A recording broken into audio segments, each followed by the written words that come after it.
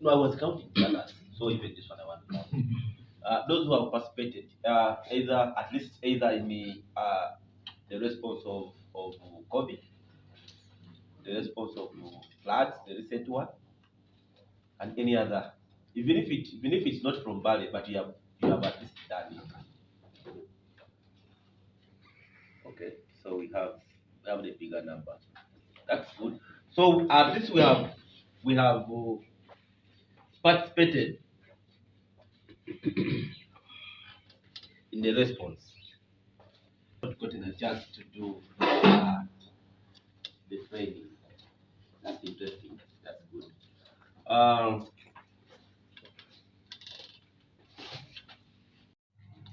But also you see those countries are experiencing a lot of, some of them are experiencing wind, others are experiencing fire. That is all devastating. So it's a global thing. And because it is global,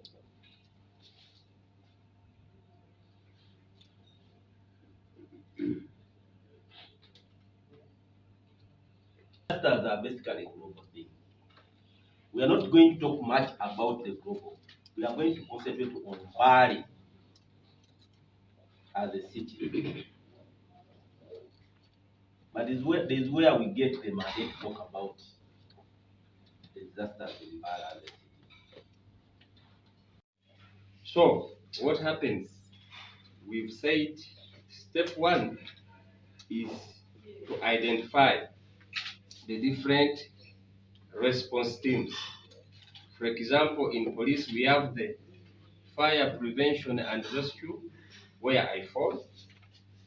We have the marine police, we have the traffic, we have the medical, counterterrorism, FFU, and then lastly, we also have the media, although we have our own. We have our press unit, but also we always bring the other bigger media on board. The above teams at this stage of pre-incident are always prepared. They are always prepared to handle situations in line with their work.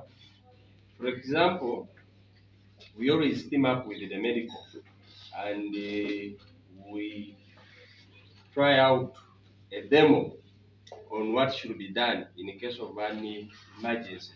So for us as fire, we always assemble our equipment. We have a number of rescue equipment. So we always assemble the equipment, test them, and the essence of testing, it is first of all to improve our skills, but also to confirm the performance of the equipment, because you can be let down at the last minute while at the scene. You carry an equipment which is non-functional. So the pre-incident exercises always help to establish that.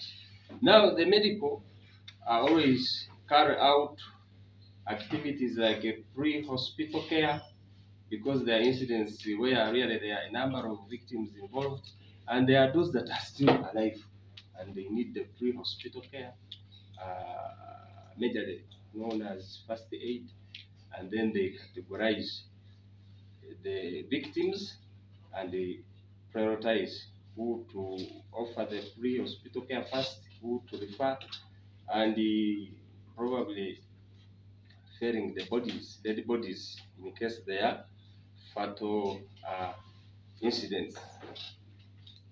FFU, why we need them on board? They help majorly in crowd control. Like you all witnessed at Nabuyonga incident, we were overwhelmed. The FFU people were scattered, and by the time they came, the Wananchi had already taken over, and we turned into beggars. Please, because they were chasing us. It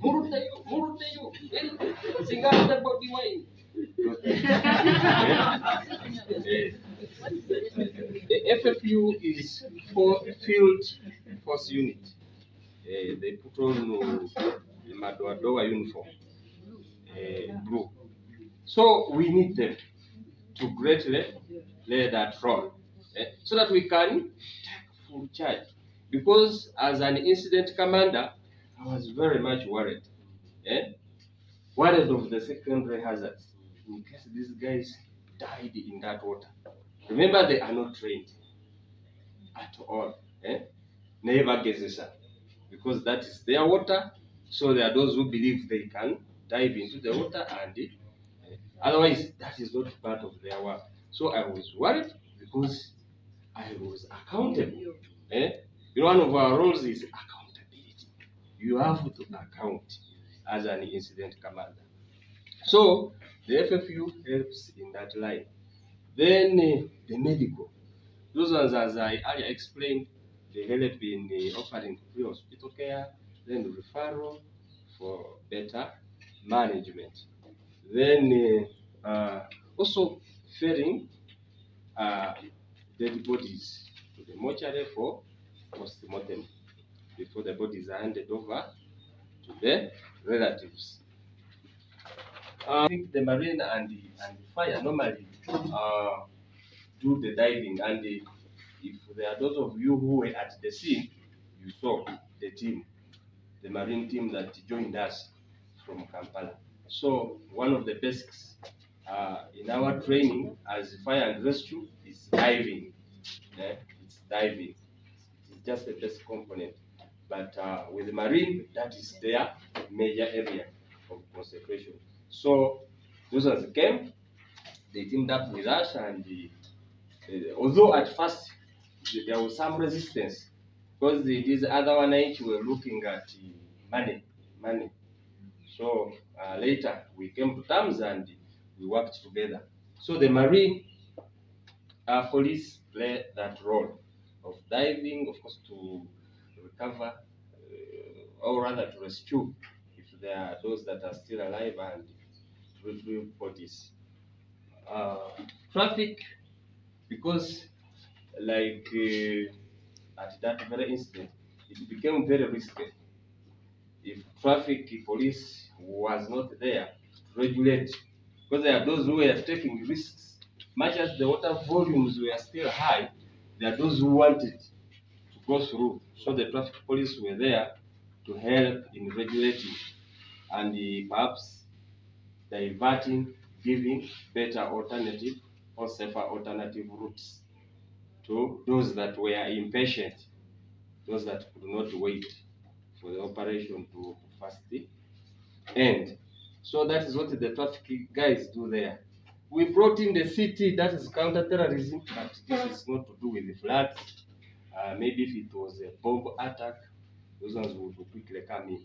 But they are also among our response teams, emergency response teams.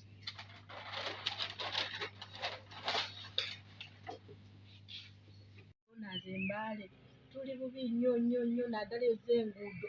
Enguudo tuli bubi nnyo, bw'olaba oluguudo olugenda Namabasa abantu tebatambula. Enguudo zonna ezigenda mu annex sub counties teziyitibwa, bantu bali bubi, tetusobola na kuyitamu. Tukubira gavumenti w'eri etuyambe, etuleetereko bulldozers, etufunireko amashini ezirimu enguudo. Tuli bubi nnyo kuba local revenue gye tulina Mbale tesobola okuhandolinga enguudo zino ziri mu site, naddala damages ezafuna ezikwatagana ne floods zonna nga zeeyita. N'omulala abantu bali bubi nnyo, abantu baffe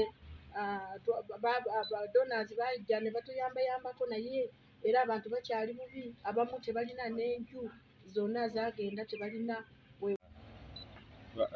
eno incident yaliwo gye buvuddeko amataba agafiiramu abantu e Nabuyonga. Twatuukirawo mu budde, kubanga nze eyankubira essimu yali mupoliisi waffe mu camera room. Era olwagikuba ne tusitukiramu ne tujja ku scene.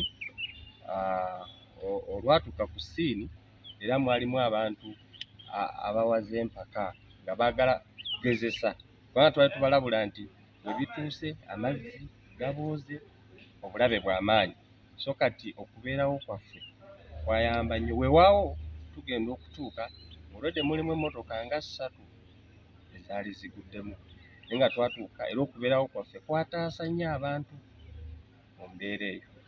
Training ya In fact tuluddewo kubanga ebadde nnungi nnyo tuteekateeka ffe nga poliisi ate n'ekirala engeri gye tuli ennyo mu community policing nti tukola nnyo emirimu egy'okubeera mu field okusomesa abantu ne ku ma radio obubaka bwe bumu tujja butuusa ku bantu nga tuli mu programs zaffe ezo ez'okusomesa abantu ku radio ne mu field.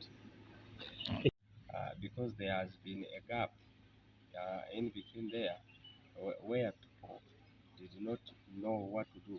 So since we've been undertaking through what is important during a disaster outbreak, we shall be able to spread the same message through our community policing programs, which we do physically in the field and also on radios. I'm Assistant Superintendent of Police, Isabire Mansour, the Regional Fire and Rescue Officer, Elgon Region. Well, it would be true that there have been disasters happening around the North Elgon region, but not so much within the city center. So it was an eye opener in one way or the other, and so having learned from this group about how to manage disaster in case it occurred, or to manage the pre, during, and the post occurrences of the disaster. It has been so good, and it has highlighted a lot of things which we want to point to as leaders in the city. The number one thing is disaster management itself. We did not have a disaster management committee apart from where we are coming from, the hangover of the COVID response team. But the COVID response team was an ad hoc team because it was only handling the COVID issues. But now the disaster came up. By the time the disaster came up, it opened our eyes to know that we were not prepared for any eventuality of that kind. So the truth is that we were ill prepared for everything. Did you even have a contingency plan? A contingency plan has not been there. Actually, what I've been telling you is that the disaster just opened our eyes to so many realities which we were living away from. So it has opened our eyes to develop a contingency plan and to set up disaster response teams and so many other things. Response as in one, evacuating those who are in danger, and possibly a wider program like having the people who are in disaster-prone areas move to safer places. All those have been the awakening calls with the disaster which occurred. Today we are here having a training on disaster preparedness and management, and also early warning system, and in addition to contingency planning. One of the gaps that we found in the city when we came is that there was no when the disasters happened, there was no disaster committee in place to plan for disaster. They don't have a contingency plan.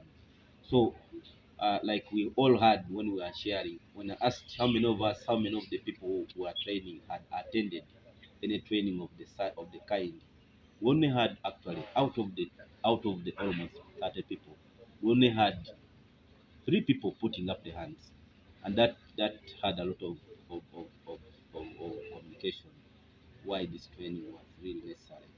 One, to have better plan for disasters that may occur. Two, to give political direction on the disasters, but also for them to understand their roles they're supposed to play in terms of disaster. One of my interesting areas that I was looking at is that the integration of the police into response, into disaster preparedness. Some people do not even know that even road accidents that happen are part of the profile as disasters in the country. So we had to harmonize that, but also the cost. How does the cost? What constraints? Who constrains the team of the disaster committee and then the state police safety committee? They were mingling the two. They mixed the two of the committees The other one is for policy direction, and then this one for the actual technical people. But they are mingled there. They do not even know between upon the disaster policy who is supposed to be chairing which department, which committee. So that's why we had this training, and we thought that it's important that the such trainings take place. Because one of the gaps they have now is to come up with the actual contingency plan, because 2 days are not enough for them to come up with a good contingency plan. But that's what we are doing. We are doing is to train them on their roles, for them to realize on, and they have promised to put up, to go back and reorganize their structures in terms of the committees, to make sure that they are put in place according to the policy.